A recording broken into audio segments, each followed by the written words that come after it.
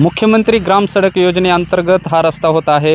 लिंबोटा ते नागापूर हा रस्ता सध्या काम चालू आहे या रस्त्याचं, आणि हे काम सध्या बोगस परिस्थितीमध्ये होत असल्याचा आरोप लिंबोटाचे सरपंच करत आहेत। काय सांगा ना सरपंच, कशा पद्धतीने बोगस काम होत आहे आणि काय भूमिका घेतली आहे तुम्ही?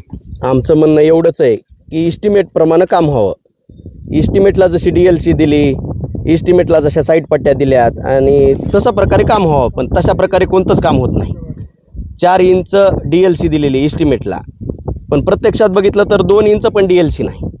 पुन्हा क्युरिंग, पाण्याची क्युरिंग कुठंच नाही। फक्त 4 दिवस क्युरिंग केली त्यांनी, पुन्हा पाणी घालणं बंद केलंय। बघा पाठीमागं रोडला क्रॅक चाललेत। अगोदरच स्वतंत्र झाला देश तसा पहिल्यांदाच रस्ता व्हायला हे लिंबोटा ते नागापूर जाणारा मुख्यमंत्री ग्राम सडक योजना रोड आहे, पण लगेच 4च दिवसात जर असे रोडला क्रॅक चालले आणि एवढ्या बोगस प्रकारे काम झालं तर मग आम्ही काम कसं होऊ द्यावं सांगा? आमचं एवढंच म्हणणं आहे की फक्त इस्टिमेट प्रमाणे काम व्हावं। ते गावकऱ्यांच्या वतीने कधीपासून अडविण्यात आलेला आहे रस्ता?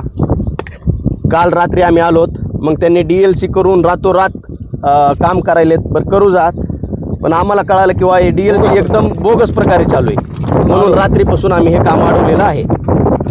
आणि रस्त्याला तर पाणी दिलेलं दिसत आहे, चवळे टाकले तर आज टाकलंय। त्यांना कळालं की रात्री ग्रामस्थांनी काम अडवलंय आणि आज ग्रामस्थ इथं येणार आहेत, त्याच्यामुळं आज त्यांनी हे टाकलेलं आहे, पाणी टाकलेलं आहे। या अगोदर पाणी टाकत होते? नाही नाही नाही, अजिबात पाणी नव्हते टाकत। मग क्रॅक कशामुळे गेले?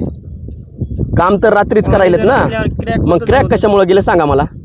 क्रॅक जाण्याचा हेतूच नाही ना। पुढची काय भूमिका असणार आहे? काही नाही, असं जर बोगस काम चालू राहिलं तर आम्ही मुख्यमंत्र्याला पत्र देऊत, आम्ही कलेक्टरला पत्र देऊत आणि हे काम बंद करूत। यांची आता मागणी अशी आहे की हे जर काम असंच बोगसपणे चालू असेल तर आम्ही मुख्यमंत्री किंवा कलेक्टरला पत्र देऊन या ठिकाणी आंदोलन करू। दक्ष वार्तासाठी विकास वाघमारे, परळी, बीड।